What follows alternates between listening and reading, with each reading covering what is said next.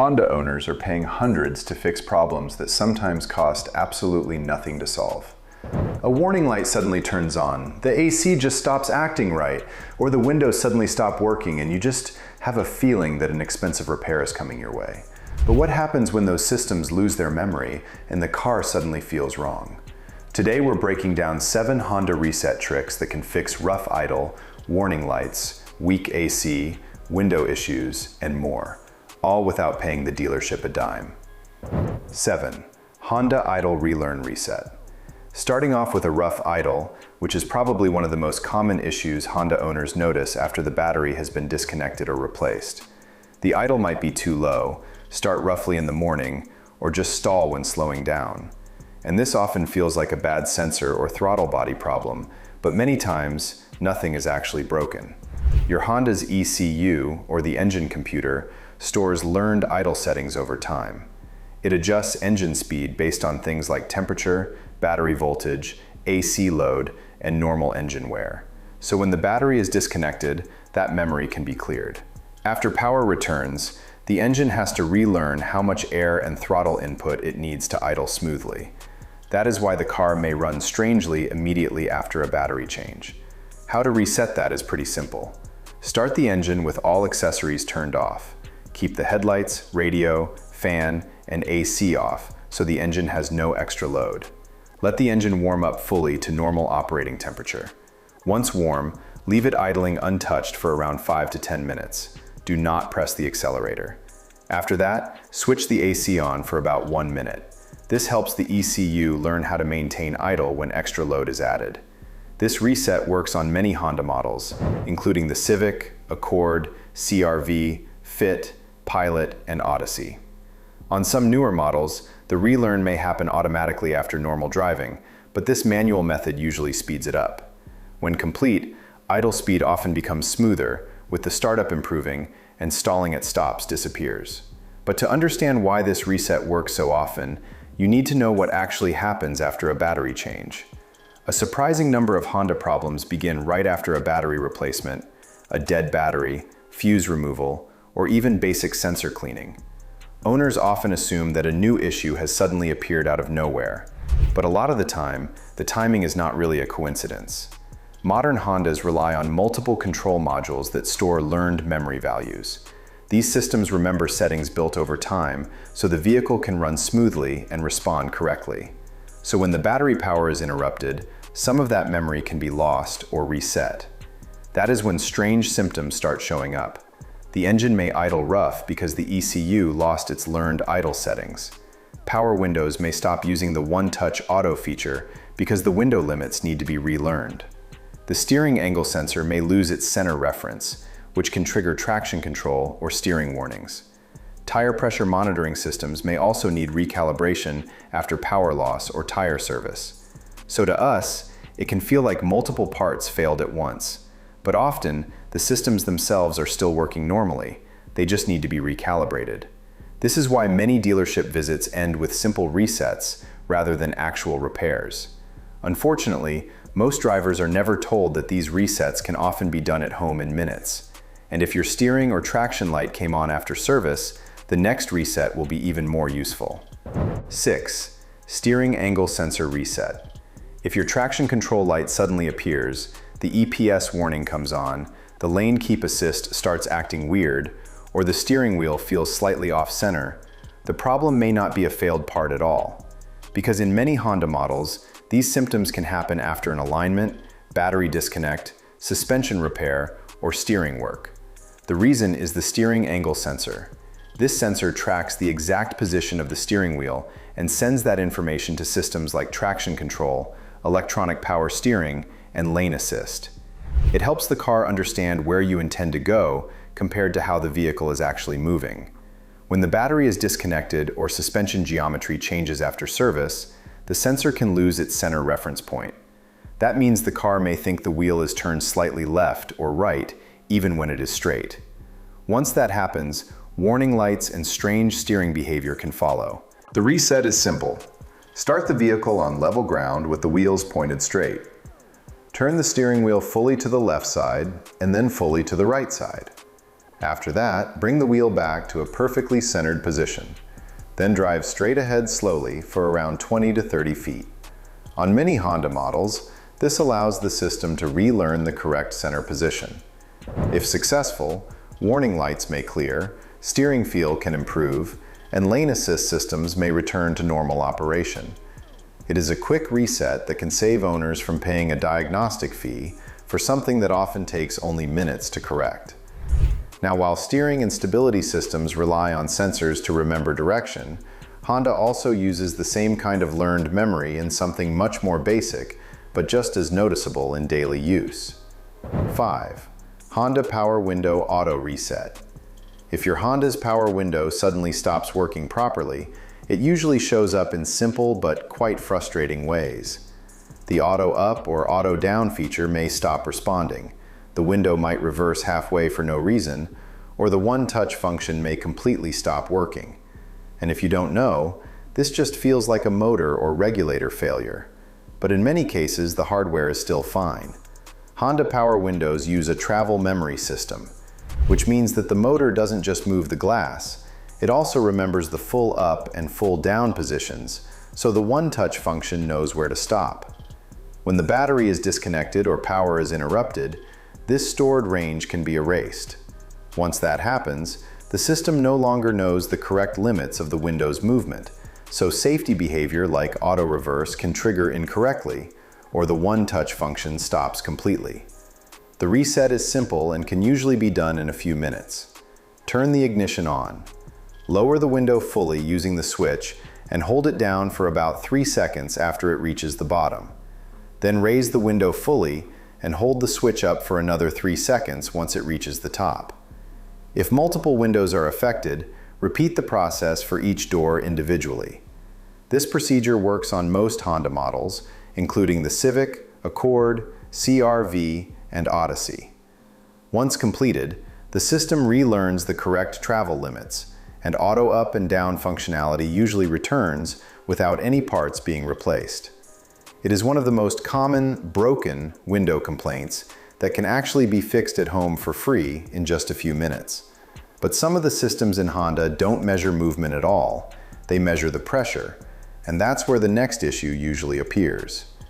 And if you want more content like this, subscribe right now. We are creating new videos every week. 4. TPMS, Tire Pressure Light Reset. If your TPMS light stays on even after you've already filled your tires to the correct pressure, it can feel like a sensor has failed, or something expensive that you don't know about needs replacing. But in most of the Honda models, that's not actually the case. Most modern Hondas use an indirect TPMS system, which doesn't measure tire pressure directly inside each tire. Instead, it estimates pressure by monitoring wheel speed and rotation differences between tires. Because of this, the system needs to be recalibrated whenever tire pressure is adjusted, tires are rotated, or sometimes even after a reset of the vehicle's electrical system. If the calibration is off or hasn't been updated, the warning light can stay on even when all tires are perfectly fine. The reset process depends on the model. In many Hondas, there is a TPMS reset button located under the dashboard. Holding it for a few seconds begins recalibration. In newer models, the reset is done through the infotainment system by going to Vehicle Settings, selecting TPMS Calibration, and choosing Initialize. After starting the reset, you simply drive the vehicle normally for a short distance. The system relearns the correct baseline as you drive. However, before doing any reset, it is important to manually check that all tire pressures are actually correct, because the system only calibrates it and does not fix real low pressure. Once recalibrated, the warning light usually turns off on its own. This simple process can prevent unnecessary sensor replacements and dealership visits for what is often just a calibration issue, not a faulty part. But some of the most noticeable changes in a Honda aren't through warning lights or the sensors. They actually happen inside the transmission, where the car learns how you drive over time. 3.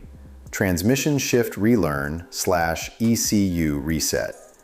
If your Honda starts feeling different when it shifts, like delayed gear changes, jerky acceleration, harsh transitions, or unusual CVT behavior, it can easily feel like the transmission is failing, but in many cases the issue is not any kind of mechanical damage. Modern Honda transmissions are adaptive systems. They use stored data to learn your driving style over time, adjusting shift timing, throttle response, and torque delivery based on how you accelerate and brake. The problem is that this adaptive memory can become inconsistent over time, and especially after long use, stop-and-go driving, or battery disconnection. When the learned data is no longer accurate, the transmission may feel confused or unrefined. A basic ECU reset can sometimes help restore smoother behavior. Start by disconnecting the negative battery terminal for around 10 to 15 minutes. This clears the stored adaptive shift data. Then reconnect the battery and start the car gently without hard acceleration. After that, drive calmly and allow the car to move through different speeds and gears naturally. Avoid aggressive driving for at least the first 15 to 20 minutes so the system can relearn smooth shift patterns. This reset is commonly used on Honda Accord automatic models, Civic CVT, CR-V CVT, and Pilot automatic transmissions. While it won't fix real mechanical wear or damage, it can improve shift quality when the issue is mainly due to poor or outdated learned behavior. In some cases, it helps to avoid unnecessary diagnostic costs or premature assumptions that the transmission itself needs replacement or repair. But sometimes the issue in your Honda can be as simple as the car and its key losing communication after a battery change or signal interruption. 2. Key fob resync. If your Honda key fob suddenly stops working properly, and it could be anything from a delayed lock or unlock response, the remote completely dying after a battery change, or the push start feeling weak or inconsistent. It just feels like the key has failed you. But trust me, in many cases, it's not a broken remote. The issue is usually a simple signal desynchronization between the key fob and the vehicle. This often happens after replacing the fob battery, a weak car battery, or when the car has been without power for a while. And when this communication breaks, the car may not immediately recognize the key signal, even though both the key and vehicle are still functional. A basic resync can often fix this. Start by replacing the key fob battery if needed. Then sit inside the vehicle with the doors closed. Press the unlock button on the key fob a few times near the start button area to re-establish the signal connection. After that, start the car normally and allow the system to confirm the handshake between the key and vehicle. The exact steps can vary slightly depending on Honda model and generation, but the core idea remains the same, which is to re-establish communication between the key and the car. This process works on many Honda models including Civic, Accord, CR-V, Pilot, and Odyssey. In most cases, this simple reset restores full remote function without needing reprogramming or dealership intervention, avoiding unnecessary key replacement costs that can be surprisingly expensive. And once the key starts communicating properly again, the next system that often needs to relearn its position actually isn't in your hand at all. It's hidden behind your dashboard, controlling where your air actually goes. A C actuator reset. If your Honda's AC starts behaving strangely, like blowing hot air on one side and cold air on the other, making clicking noises behind the dashboard, or just getting stuck on one vent mode, trust me, it can feel like the entire climate system is failing. But in many cases, the problem is not the AC compressor or gas level. Inside your dashboard, Honda uses small motors called blend door actuators. These are the things that control where air flows and how temperature is mixed between hot and cold. They move little doors inside the HVAC system to direct airflow to your face, feet, or windshield. After a battery disconnect or power interruption, these actuators can lose their calibration. That means they no longer know their exact position, so the airflow doors just don't align properly. And this in turn causes the uneven temperature, clicking sounds, or incorrect vent direction. A simple reset can often fix this. Turn the ignition off first, then either pull the HVAC fuse or disconnect the battery for about 5 minutes. After reconnecting, turn the ignition on without starting the engine. Do not touch any climate controls for around 60 seconds so the system can automatically recalibrate the actuator positions. During this time, the system runs through its internal checks and relearns the correct movement range of the airflow doors. This reset works on many Honda models, including Civic, Accord, CR-V, and Pilot. In many cases, it restores proper airflow and removes the clicking noises without replacing expensive dashboard components. But what are your opinions? What Honda are you driving right now, and which strange issue actually got fixed with a simple reset? Drop it in the comments. I read every single one. And if this video helped you think differently about your Honda, hit that subscribe button. See you in the next one.